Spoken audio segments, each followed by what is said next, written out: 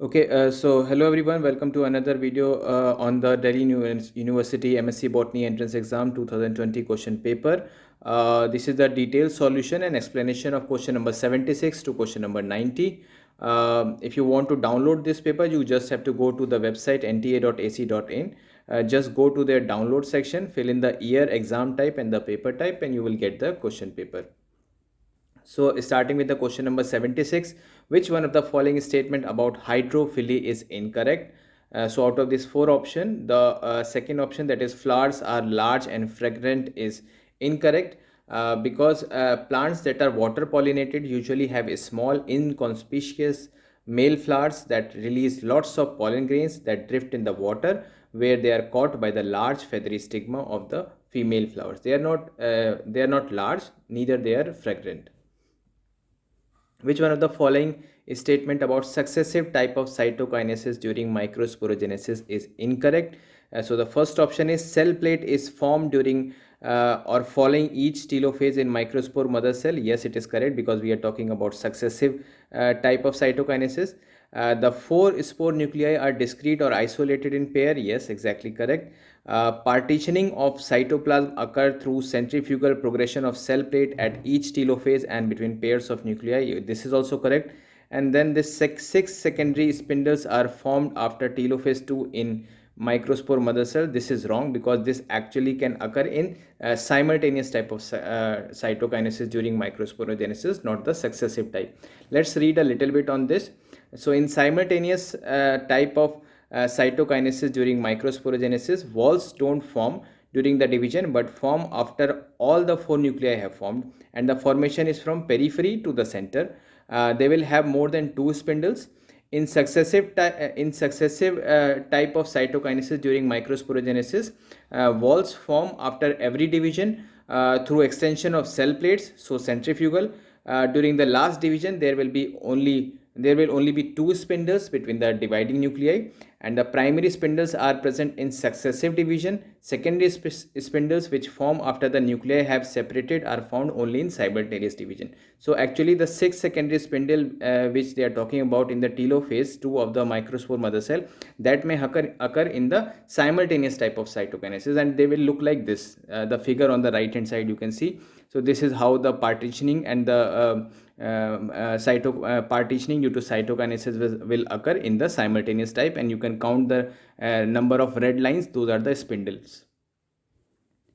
Next question, formation of chasmogamous as well as clistogamous flowers are reported in. So the correct option is Commelina bengalensis. It is also called as Bengal day flower. It shows high diversity in flower. It produces three type of flowers: male chasmogamous, hermaphrodite chasmogamous, and hermaphrodite clistogamous. All three develop on aerial branches, but only hermaphrodite chasmogamous flowers develop on subaerial branches, and only clistogamous flowers develop on underground branches. Some plants may produce female flowers also on the aerial branches. Next question, Bambacioni effect is observed during megasporogenesis is. So actually we'll just read little bit about Bambacioni effect. So Bambacioni in 1928 first reported the fusion of the spindles of the three chalazal nuclei in Cenomegaspore to form a triploid nucleus in Fritillaria and Lilium.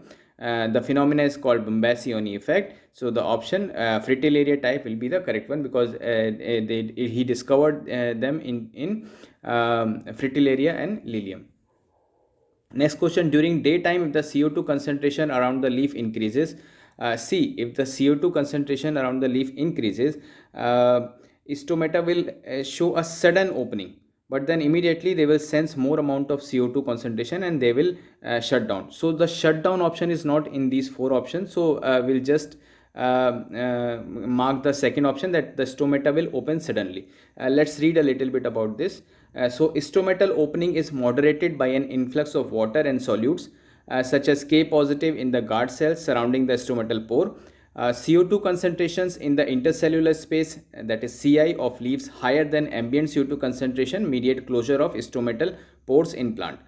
Contrarily, low CO2 concentration trigger stomatal aperture, and a high CO2 concentration activates anion channels and depolarizes the plasma membrane of the guard cells. An increase in CO2 also inactivates inward K positive channels and activate outward K positive channels. So obviously when there is an increase in the CO2 near the leaf, initially the stomata will show a sudden opening, but then the membrane depolarization of the guard cell occurs, and all the potassium ion from the guard cell goes outside. Because of this because of that, the water potential of the guard cell again increases, and because of that the guard cell will shrink and the stomata will get closed later. Which of the following statement is or true of H positive ATPase? So the option, it uses energy of hydrolysis of ATP, correct. It maintains a high concentration inside the cell, wrong.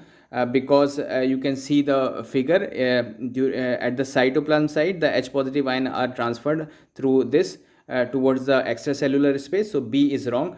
C, it is responsible for the maintenance of cytosolic pH in the range of 7.3 and 7.5.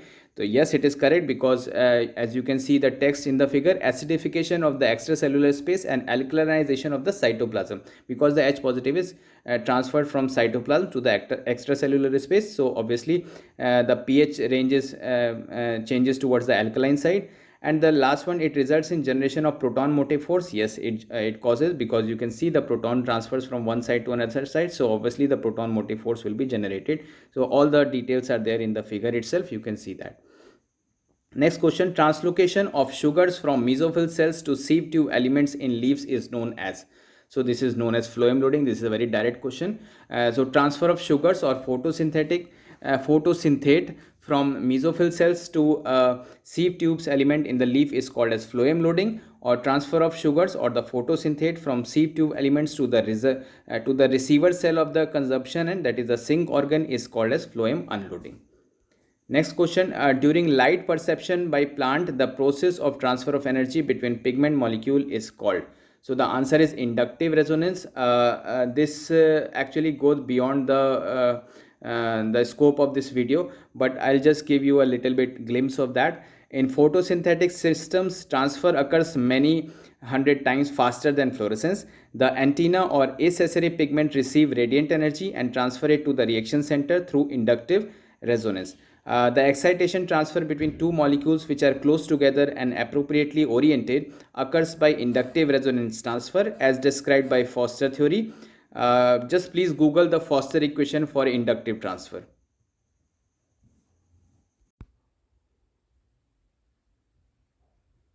Okay, next question, phytotropins referred to.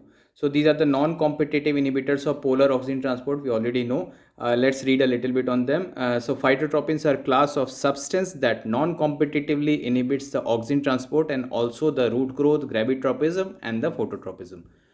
Next question, gibberellins are chemical derivative of. So we know that they are diterpenoids actually. So the second option, terpenes, is correct. Let's read a little bit on them. So all known gibberellins are diterpenoid acids that are synthesized by the terpenoid pathway in plastids and then modified in the ER and cytosol until they reach their biologically active form.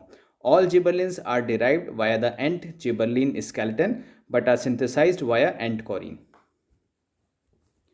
Which of the following is not a characteristic feature of seedling exhibiting triple response? So triple response is actually you will read when you will read the growth hormones, and the ethylene is specific. The answer is elongated root is not a characteristic feature. All others are the characteristic feature of the triple response.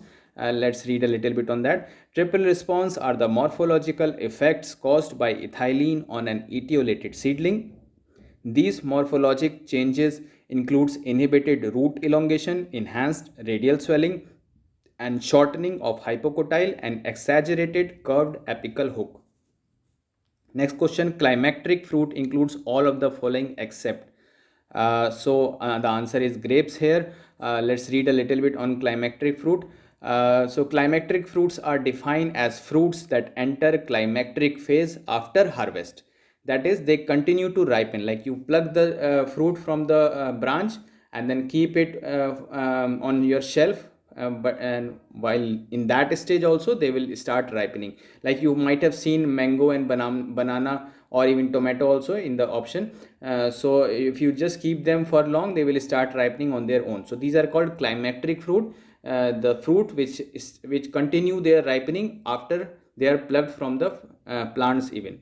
So during the ripening process, the fruit emit ethylene along with increased rate of respiration. Ripe fruits are soft and delicate and generally cannot withstand rigors of transport and repeated handling. These fruits are harvested hard and green, but fully mature and are ripened near consumption areas. A small dose of ethylene is used to induce ripening process under controlled condition of temperature and humidity. Example are mango, banana, papaya, guava, sapota, kiwi, fig, apple, passion fruit, apricot, plum, pear, so many. So you just, whenever they are asking you about climacteric fruit, just imagine about that fruit and think that whether that fruit is able to ripen on its own after it is plucked from the tree or it is not. So in that case you can easily identify the climacteric fruit or the non-climacteric fruit. Next question, principal form of carbohydrate translocated by the phloem is. So this is 11th 12th class standard question. So we all know that plant store carbohydrate in long polysaccharide chain called starch, while sucrose is the transport form of carbohydrate. Next question, the chemical salicyl hydroxamic acid inhibits. So this is the option is, there are many options. So the option is actually alternative oxidase.